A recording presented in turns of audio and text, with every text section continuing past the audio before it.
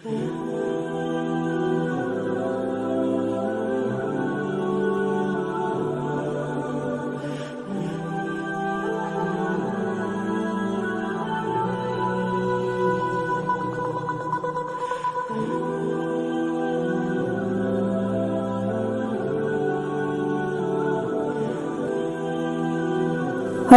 سیدنا عاصم بن محمد رحمتullah علیہ فرماتے ہیں کہ میرا کھاتا دار ایک یہودی تھا۔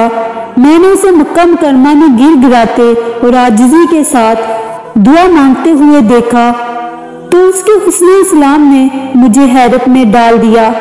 میں نے اس سے اسلام لانے کا سبب دریافت کیا تو اس نے کہا کہ میں ابو اسحاق ابراہیم آجری نشا پوری رحمتullah علیہ کی خدمت میں حاضر ہوا تو آپ رحمتullah علیہ اینٹوں کی بٹی کی آگ کو بھڑکا رہے تھے۔ میں ان سے اپنے قرض کا تقاضا کرنے گیا تھا۔ آپ رحمتullah علیہ نے مجھے فرمایا مسلمان ہو جاؤ اور اس آگ سے ڈر جس کا ایندھن آدمی اور پتھر ہیں۔ تو میں نے کہا اے ابو اسحاق تمہیں میرے اسلام نہ لانے پر کیا تکلیف ہے؟ تم بھی تو دوزخ میں جاؤ گے۔ آپ رحمتullah علیہ نے فرمایا شاید تمہاری مراد اللہ عز و جل کے اس قول سے ہے۔ سورہ مریم میں اللہ تعالیٰ کا ارشاد ہے اور تم میں سے کوئی ایسا نہیں جس کا گزر دوزخ پر نہ ہو۔ میں نے کہا ہاں۔ تو آپ رحمتullah علیہ نے مجھ سے فرمایا کہ اپنے کپڑے مجھے دے دو۔ تو میں نے اپنا کپڑا دے دیا تو آپ رحمتullah علیہ نے میرے کپڑے کو اپنے کپڑے میں لپیٹ کر دونوں کپڑے تنور میں ڈال دیے۔ پھر کچھ دیر بعد وجد میں آ گئے اور بلند آواز سے روتے ہوئے تنور میں کود پڑے۔ تنور سے آگ کے بھڑکنے کی آوازیں آ رہی تھی۔ آپ رحمتullah علیہ نے تنور کے درمیان سے وہ کپڑے دہکتے ہوئے اٹھائے اور بٹی کے دوسرے دروازے سے نکل آئے۔ ان کے اس عمل نے مجھے خوف زدہ کر دیا تھا، چنانچہ میں تعجب سے دوڑتا ہوا ان کے پاس آیا تو دیکھا کہ ان کے ہاتھوں میں کپڑوں کی گٹری صحیح سلامت اسی طرح موجود تھی جیسے آگ میں ڈالنے سے پہلے تھی۔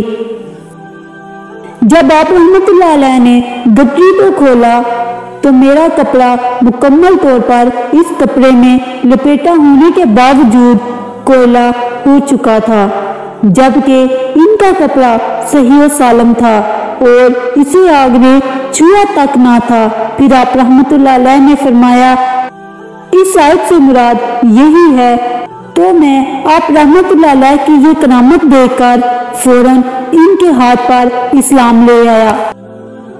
اولیاء کے احوال کی خوبیاں اللہ عز و جل کے لیے ہوتی ہیں جس نے ان کے دلوں سے انوار و حکمت کے چشمے جاری کیے اور ان کے ساکن وجود کو حرکت دی اور ان کو جھکی ہوئی ٹہنی کی طرح جھکا دیا اور ان کی ارواح کے آئینے کو شفاف کیا اور ان کے لیے شراب محبت بہائی اور احکام خداوندی سننے کے لیے ان کی سماعتوں کو خوش ذوق بنایا، ان پر حمایت کی برسات کی تو انہیں بیداری نیند سے پیاری ہو گئی۔